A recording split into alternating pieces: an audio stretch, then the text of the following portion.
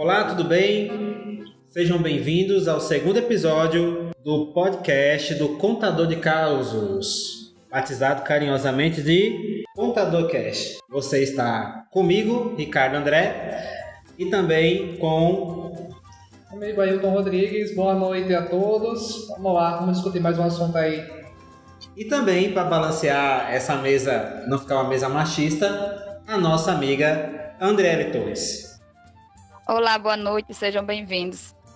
Então, nesse episódio, nós temos um tema, que é tema nacional, tema internacional, e é claro, teria que ser tema também do Contador de Causos, que é a epidemia causada pelo coronavírus, o Covid-19. Nesse primeiro bloco, a gente vai discutir as repercussões municipais no município de São Miguel do Gostoso sobre essa epidemia. No segundo bloco, nós iremos discutir as repercussões internacionais e as medidas nacionais também que têm sido tomadas para proteger a população.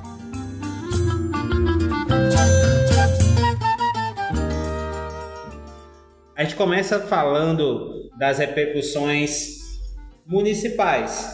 Eu convido meu amigo Ailton Rodrigues, que passou o dia estudando, debatendo, conversando, para iniciar essa conversa. Hoje o dia foi agitado, né? A gente começou primeiramente com o anúncio, né, do decreto que a prefeitura colocou para os seus munícipes. E além das partições públicas em geral deve seguir, né? O básico desse anúncio: a suspensão dos serviços públicos pelos próximos 30 dias, né? E aí o cancelamento de shows e eventos públicos, né? Sejam públicos ou privados, pelos próximos 60 dias, né? Então são medidas que estão evitando que as pessoas saiam de casa. As aulas, né, já tinham sido suspensas no início dessa semana por um decreto governamental, né? Mas aí nesse decreto municipal foi garantido, né, que a educação ia fazer ferramentas para garantir os 200 dias letivos. Mas isso quem vai decidir é a Secretaria de Educação aqui do município, né? Eu acho também interessante destacar que um outro ponto importante é que diz que os servidores públicos têm que prestar informações que ajudem na identificação de pessoas infectadas ou com suspeita do corona para evitar a propagação. Caso isso não aconteça, essas pessoas podem responder judicialmente, como tem no artigo 269 do Código Penal. E aí a gente entra naquele assunto porque hoje, por exemplo, a gente tentou buscar muitas informações com a Secretaria de Saúde, com pessoas ligadas, né, à prefeitura sobre como é que estava o panorama de Gostoso, e aí a gente não conseguiu, né? Então eu achei importante esse ponto do decreto porque informação é a maior aliada da população nesse momento, tanto para traçar estratégias como para a gente poder conter uma propagação sem precedentes, né? E aí, como assim, muitos dizem que não estão na zona de risco, não sei o quê, só que a gente tem que pensar no próximo, né? A gente sabe que o coronavírus é muito suscetível a infectar e a ser mais perigoso em pessoas idosas, em pessoas diabéticas, hipertensas, quem já tem quadro de asma, por exemplo. Então, esse decreto, que é o 073 de 2020, foi divulgado hoje com esse intuito, né? São 15 artigos que foram publicados no Contador de Causos. A gente deu uma resumida lá para quem quiser dar uma olhada, né? Então, assim, pelo menos isso foi o que começou a agitar o dia, foi esse decreto aí que a Prefeitura Municipal divulgou e tentando precaver a população para que a gente se isole realmente. O que a gente vê aí a nível municipal, ontem, na verdade na quarta-feira, saiu uma nota da Prefeitura bem voltada para a educação, acompanhando o decreto da governadora, que fala da suspensão de todos os sistemas de educação. Aí é bom deixar claro: sistema privado, escolas particulares, escolas estaduais e escolas municipais de todo o Rio Grande do Norte. Então vai estar suspenso por 15 dias, a partir de quarta-feira, dia 17, está suspenso. A prefeitura acompanhou esse decreto governamental e nessa quinta, o que foi que ela fez? Ela fez esse decreto, como Ailton já colocou, está resumido ali no contador de causas os pontos mais importantes, mas ela ainda não distribuiu isso nos seus sites, né? No seu site, na sua página. A página é muito, vamos dizer assim, voltada para a mídia e não está sendo muito bem empregada para essa questão de informação à população. Então, o que a gente tem essa expectativa de que haja uma melhor comunicação, haja uma comunicação melhor com relação à população desses casos. Com relação à notificação, esse debate de notificação no município é um debate muito antigo. Tanto agora quanto antes, quando você tinha casos, por exemplo, de Zika, de dengue.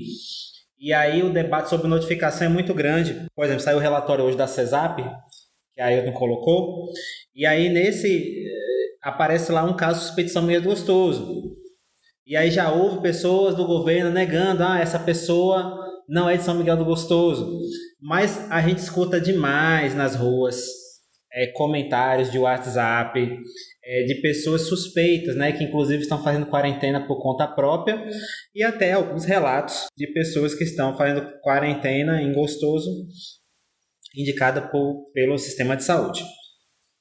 A gente não sabe até que ponto essas histórias são verídicas, mas o fato é que a CESAP identificou uma pessoa, a prefeitura negou, a CESAP disse que vai revisar, nós entramos em contato com a CESAP disse que vai revisar esses dados, né? Mas o importante, né, Ailton, que é o tema do debate, realmente, é você levar a informação à população.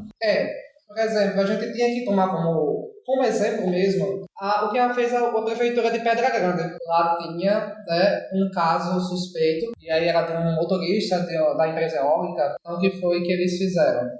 Divulgaram uma nota falando sobre isso, dizendo que a população não tivesse pânico, que eles estavam fazendo uma contraprova, né? E aí essa pessoa também já estava isolada. Então, eu acho que é importante que as pessoas saibam o que está acontecendo no município. Não estou afirmando que existe esse caso que foi divulgado pelo CESAP hoje. Mas caso tenha, é importante que seja divulgado. E isso para alerta geral da população. A própria prefeitura precisa traçar estratégias nesse sentido. E aí é uma coisa que eu reclamo há muito tempo, porque a gente, quando vai discutir qualquer assunto, seja da educação, da segurança, da saúde, a gente procura dados oficiais da prefeitura. E por muitas vezes não consegue. Não existem notas oficiais, as pessoas não querem falar na prefeitura. São poucas exceções, né?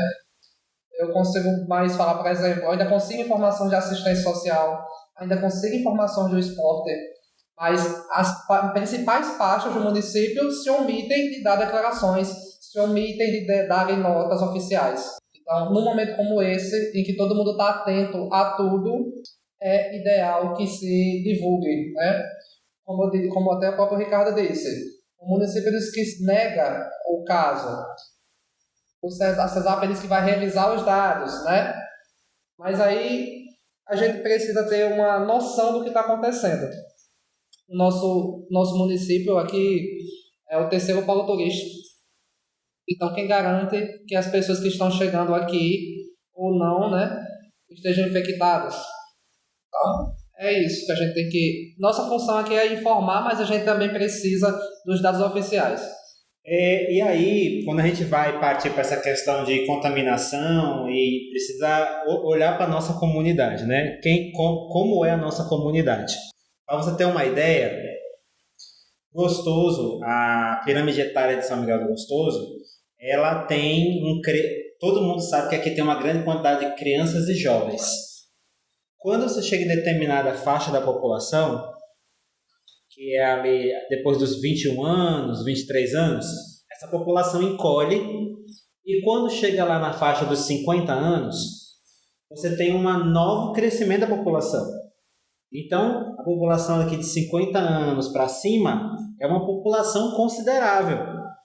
Ou seja, é aquelas pessoas idosas que a gente conhece que já são da comunidade, porque aqui existe uma certa longevidade, e muitas pessoas que vieram de outros lugares morar em São Miguel do Gostoso, que já estão aposentadas. Então a gente tem que ter um cuidado especial.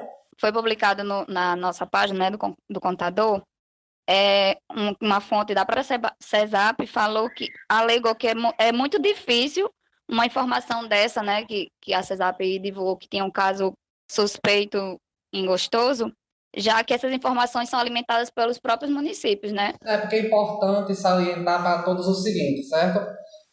Quando saiu o boletim da CESAP, né, que saiu com o caso suspeito, né, não era confirmado. Então, o que foi dito pela prefeitura? Que não era o nosso São Miguel, era São Miguel do Oeste, que é de outra parte do estado. Então, por isso que a CESAP disse, não, o erro de acontecer isso é muito mínimo, porque quem alimenta os dados são os próprios municípios. Mas aí, como houve a reclamação, né, da prefeitura, eles disseram que iam revisar todos os 75 casos suspeitos.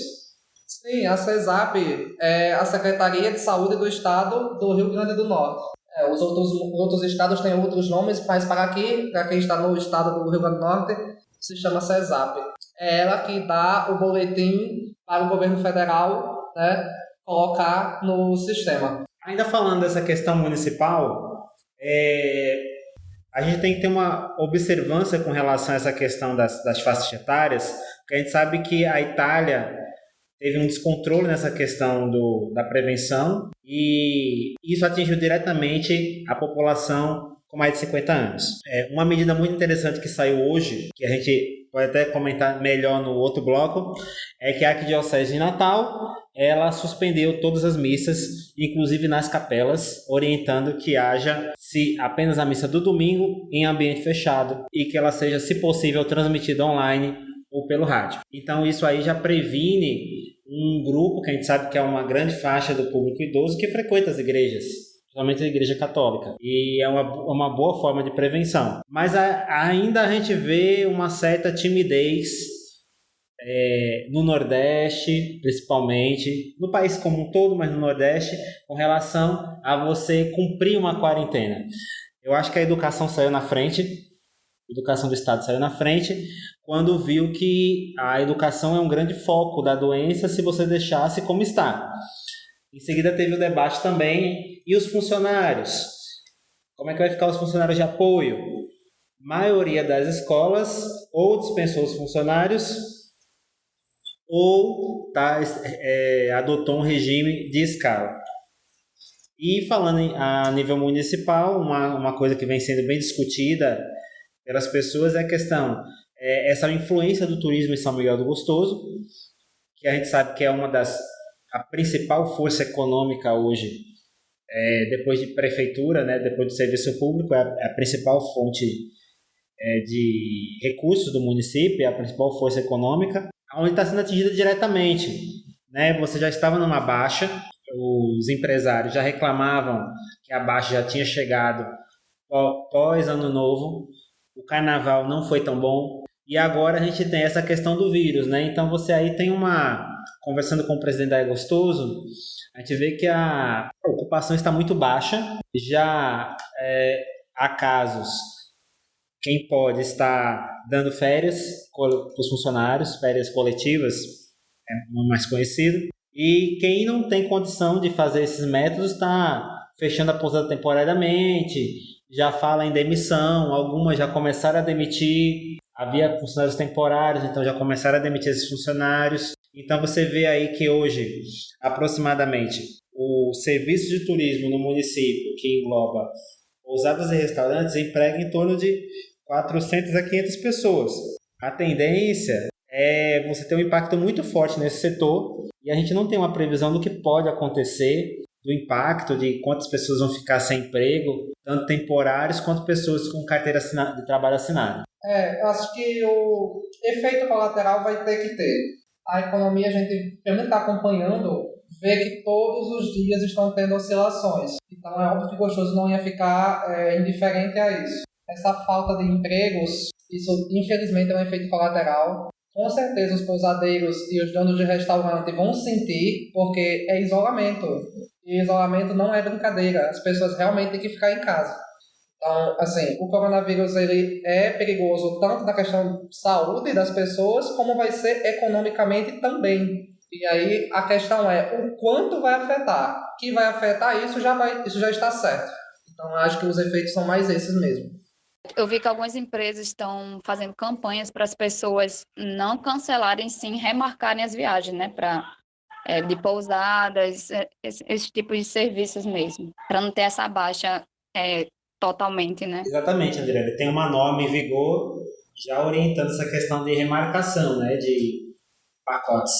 Muitas pessoas têm remarcado suas viagens e também está havendo muitos cancelamentos. Existe uma norma que está garantindo a questão de remarcação e esse setor que é tão sensível a esse tipo de ação a nível nacional e a nível internacional já tem sentido. Localmente a gente sente, não tem como não sentir.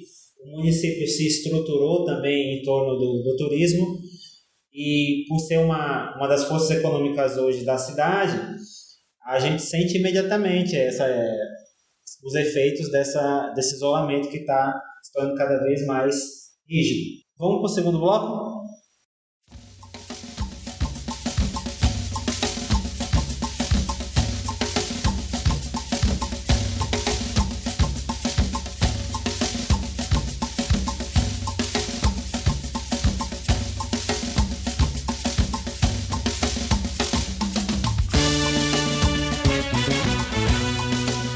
Continuando com o nosso debate, nós vamos agora falar um pouco sobre a questão do coronavírus ao nível nacional e internacional.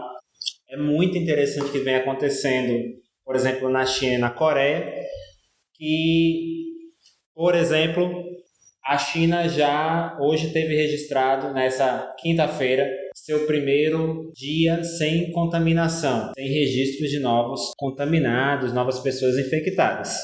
Paralelamente, na Coreia também já começa a comemorar resultados do seu mega teste, onde uma das alternativas das suas estratégias foi testar o maior número de pessoas possíveis. Tá? Então, temos algumas notícias boas. E também temos algumas notícias ruins. A coisa só piora no Rio, a coisa só piora em Pernambuco, onde já temos contaminação doméstica, que é aquela onde a gente não sabe mais a origem da contaminação. A contaminação já acontece por pessoas da mesma região, da mesma localidade. Isso já está acontecendo em São Paulo, no Rio de Janeiro e em Pernambuco, que é lamentável. Além disso, nós temos também, a nível nacional, um problema muito grave em São Paulo. Hoje, escutando o podcast da revista Piauí, e eu também pude comprovar isso no início do mês, quando voltava de uma viagem para São Paulo, que o aeroporto de São Paulo, você faz o que você quer. Na verdade, as pessoas chegam de outro país, não há nenhum tipo de abordagem, não há nenhum tipo de teste, as pessoas não são incomodadas, vão para lá e para cá da forma que querem. Ou seja, muito parecido com a Itália, onde não se foi levado a sério o problema e os aeroportos internacionais se tornaram uma porta de entrada para o vírus.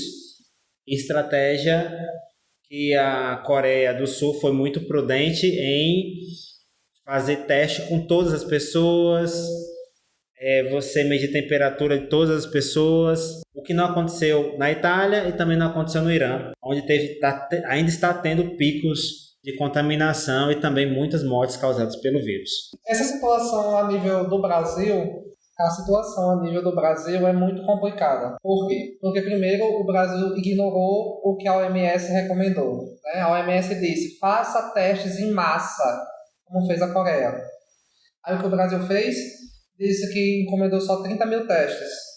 e só vai fazer com pessoas em estado grave. Então, a gente não sabe até onde o pico vai chegar aqui no Brasil, o pico da doença. Então, isso já é o primeiro caso grave, né? O segundo, as nossas fronteiras. Só fecharam fronteiras terrestres até o momento. E aí o pessoal que vem da Europa, como é que vai fazer? Não tem quarentena, os aeroportos estão abertos para todo mundo. Foi notícia essa semana que a governadora do estado pediu para a ANAC e para a Anvisa interromper as chegadas internacionais aqui em Natal. Como resposta, a ANAC e a Anvisa disse que isso era competência do governo federal. E aí elas não podiam decretar esse fechamento dos aeroportos.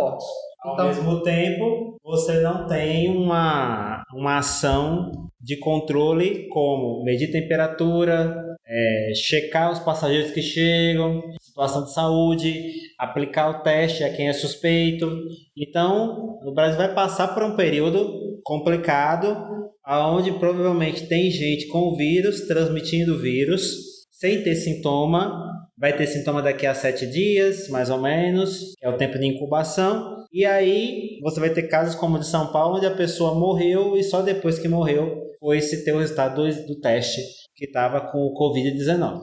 E o vírus é muito rápido, né? Você já tinha falado que tinha transmissão comunitária em Pernambuco, em São Paulo e no Rio. Só que aí todas as regiões do Brasil já tem casos. Uma região de Santa Catarina está em transmissão comunitária. Não o estado todo, mas uma cidade. Então, a gente não sabe que dimensão isso vai tomar. Até este dia 19, né, a gente estava com 641 casos. Então, não sabemos realmente como é que vai ser a dimensão e esperamos que as pessoas tomem consciência que realmente o isolamento é necessário e que isolamento não é férias. Você falou do Rio e a gente viu imagens de pessoas frequentando as praias e você está num estado... Voltando às praias. E um estado com transmissão comunitária, entendeu? Então não tem como entender como essas pessoas estão fazendo isso e estão ignorando todas as recomendações dos governos.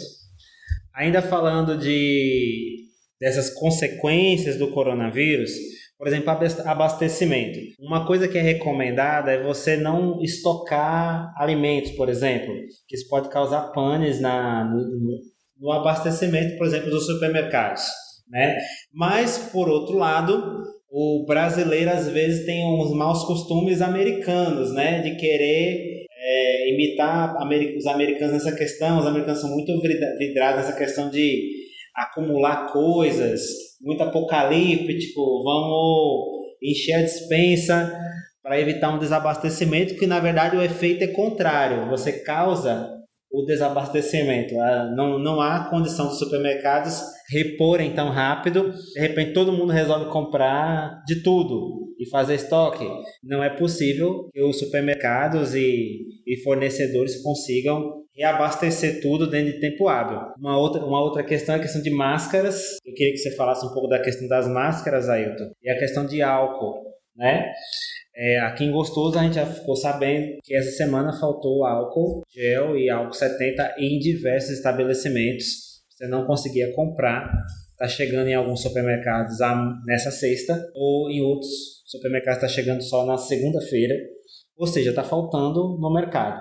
Mas a gente informa a população que tão importante quanto o álcool gel, principalmente para você que está em casa, para você que tem criança, para você que tem idosos, aquele hábito de lavar as mãos ainda é o hábito mais recomendado. Lavar as mãos com sabonete e você lavar as mãos com água e sabão ainda é um dos melhores métodos de se prevenir, principalmente você que está em casa, não está saindo muito, não está frequentando locais públicos, está com as suas crianças, está com seus idosos. Esse é o melhor método. Então não é preciso criar grande tensão porque faltou álcool no mercado. Não é o álcool que vai salvar o mundo. O detalhe, por exemplo, esta semana eu andei em praticamente todos os supermercados de Gostoso. Fui a 7 supermercados e 3 farmácias. Nenhuma tinha álcool, nenhuma tinha máscara, nenhuma tinha álcool gel. Na 4ª farmácia foi que eu consegui achar um vidrinho de álcool gel dos pequenos. Então, as pessoas estão estocando. E especialmente dizem que muitas pessoas de pousadas estão levando muita, grande quantidade de materiais para as pousadas e aí a população está ficando sem. E aí a gente tem que tomar cuidado com isso, né? Porque querendo ou não, tem uma classe mais carente que precisa também ter acesso a materiais básicos de higiene. E o que as pessoas precisam também prestar atenção é nos preços, né, do álcool em gel, que aumentou muito devido à procura. E se as pessoas acharem o preço absurdo, podem ligar para o PROCON, né, o PROCON do estado, do seu estado, e fazer a reclamação. Exatamente. É importante que a gente veja que a contaminação também, principalmente no Rio Grande do Norte, ainda está nas faixas econômicas da classe média e principalmente média alta. Ou seja, as pessoas que têm acesso a viajar a outros estados ou trabalham em empresas que exigem que a viagem interestadual ou internacional é uma coisa comum. Então, a doença ainda não chegou nas classes mais baixas.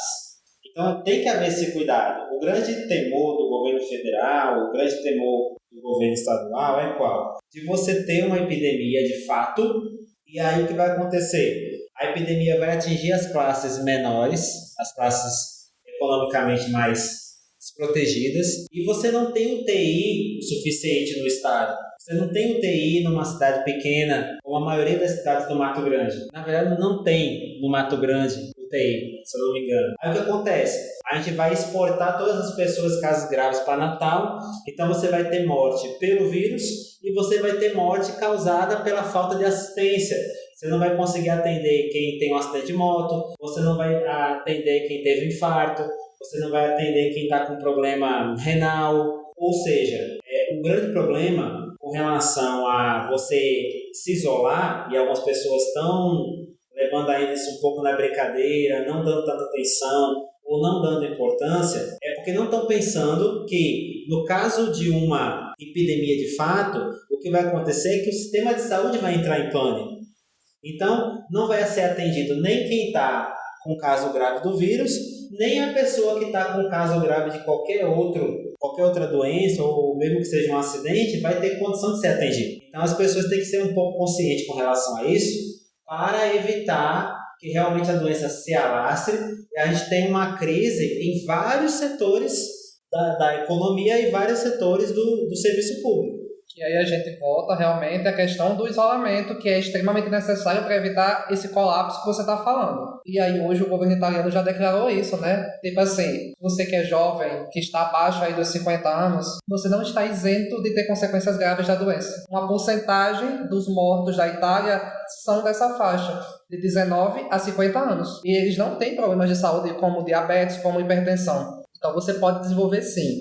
A questão do isolamento é essa, você se proteger e proteger as pessoas que você gosta, seus entes queridos. Eu estava até falando assim para alguns alunos meus, você tem avô, você pode ter avó, mas você também pode ter um amigo que tem asma, um amigo que tem diabetes. Então, não é só sobre você, a gente tem que ter alteridade nesse momento também. É um momento crítico, no sentido de proteger todo mundo. Nesse segundo episódio do Contador Cast, encerrando esse segundo bloco, nós vamos fazer um novo bloco que é a agenda cultural. Cada um dos nossos coleguinhas aqui vai dar a sua dica cultural para essa semana de isolamento em que você está curtindo em casa, só restou a TV, a internet, o Netflix e os outros canais. Você pode baixar um filme, você pode ler um livro, escutar uma música. Então, sugestão, vamos começar com a nossa amiga Andréele Torres. Foi lançada a terceira temporada de Elite, né? E essa terceira temporada ela gira em torno de mais um assassinato. Que a primeira temporada também foi em torno de um assassinato, e a segunda temporada foi sobretudo esse primeiro assassinato. E agora a terceira temporada também gira em torno desse assassinato. E eu já assisti e foi bem surpreendente o final dessa temporada. E é uma boa opção para ficar nessa quarentena. Não dá spoiler. Vamos lá. Minha sugestão, minha dica é Castlevania, terceira temporada do Netflix. O que dizer? É para 18 anos. A primeira temporada e a segunda temporada eu não gostei. Achei muito muito fraca. Mas a terceira temporada, realmente, amigo, desenho animado de terror. Vale a pena para quem curte e tire as crianças da sala. Não dá certo para criança. Tem cenas, claro, Castlevania, a história de uma família que é caçadora de monstros, que caça o Drácula. O Drácula morreu na outra temporada, mas tem todos os desdobramentos da morte do Drácula. E você vai ter, como alguns personagens mesmo dizem na série, tem coisas piores que o Drácula, tem coisas piores do que os vampiros. E é muito baseado nisso, com um final bem surpreendente. Final mesmo, para quem gosta de terror, vai gostar desse desenho. Terceira temporada de Castlevania, embora eu tenha detestado a primeira e a segunda, eu recomendo a terceira. Não precisa nem assistir o que aconteceu. Não perca tempo. Assista só a terceira temporada. A minha dica é The Circle Brasil.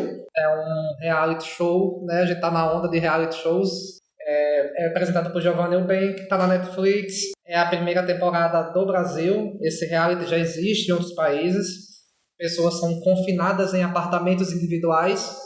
E aí eles criam redes sociais e eles tentam interagir com as outras, né?